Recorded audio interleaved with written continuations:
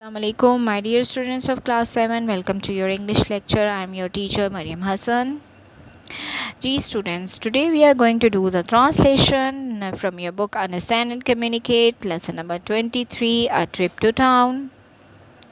Yes, students, before starting the translation, let me tell you one thing that you will be given a homework in which you have to translate a paragraph into Urdu. So, for this, you have to listen it very carefully and you will going to do the homework on your copies at the end. Okay, let's start. The bicycle wasn't exactly big enough for either of them. Cycle उन दोनों में से किसी के लिए भी बड़ी नहीं थी. Yusuf perched on the carrier had to keep his feet up off the road. Yusuf को कैरियर पर बैठना पड़ा जिसकी वजह से उसे अपने पाँव सड़क से ऊपर रखने पड़े. And Talib couldn't sit on the saddle properly. और तालिब गद्दी पर सही से बैठ नहीं पा रहा था. Still, it was better than walking. फिर भी पैदल चलने से बेहतर था. Yes, they went along shady patches of road where the rubber trees met overhead and stretched out in orderly rows on either side, like naves of great cathedrals. वो सड़क के सायादार हिस्सों में चलते गए जहाँ दोनों तरफ के तारों में रबड़ की तरह किसी गिरजाघर के दरमियानी हिस्सों की तरह सरों से ऊपर फैले हुए थे.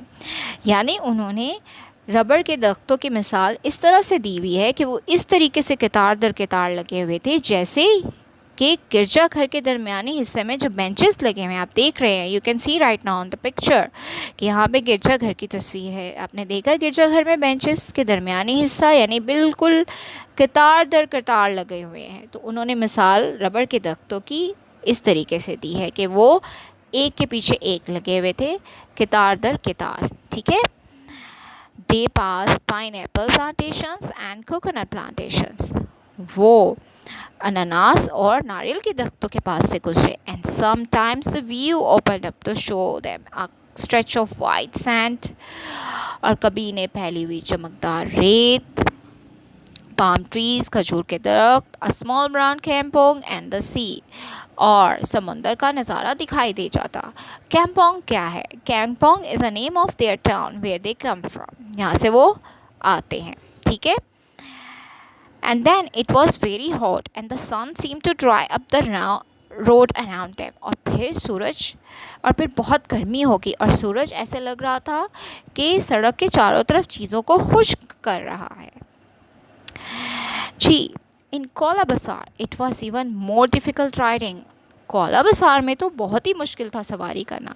As you can see in the picture there is the picture on the side of the slide कि यहाँ पे आपको एक सिटी का व्यू नज़र आ रहा है कि you can see that city कि बहुत कंजस्टेड सिटी है क्योंकि ये छोटी सी है. ये स्मॉल टाउन है.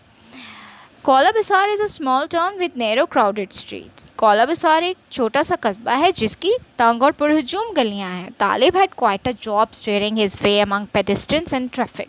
और तालिब को बहुत मुश्किल का सामना करना पड़ा ट्रैफिक और पैदल चलने वालों के में से रास्ता बनाने के लिए. And inevitably at the traffic light Yusuf fell off. और ट्रैफिक लाइट के करीब यूसुफ का उतरना बहुत ही मुश्किल हो गया.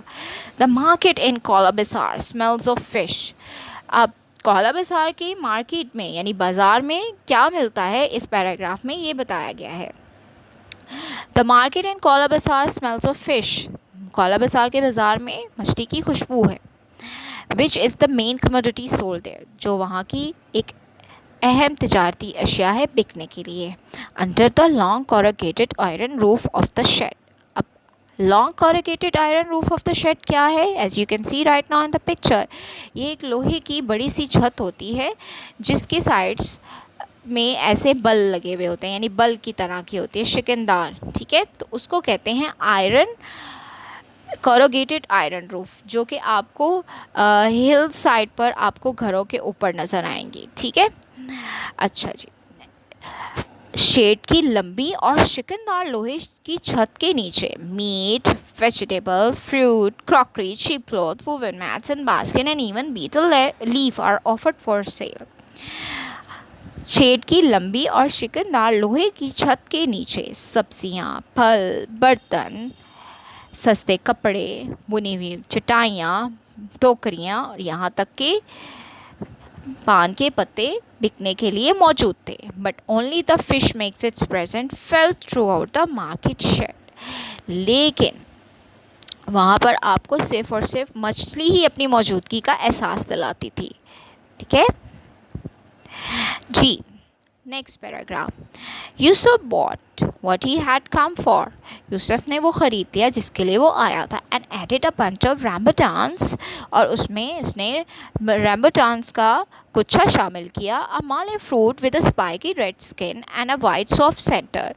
एक मलेशिया का फल है जिसके नोकीले लाल रंग की जिल्द है और अंदर से नरम सफ़ेद है। So that they could refresh themselves on the journey home, ताकि वो अपने आप को वापसी पर तरोताज़ा कर सके।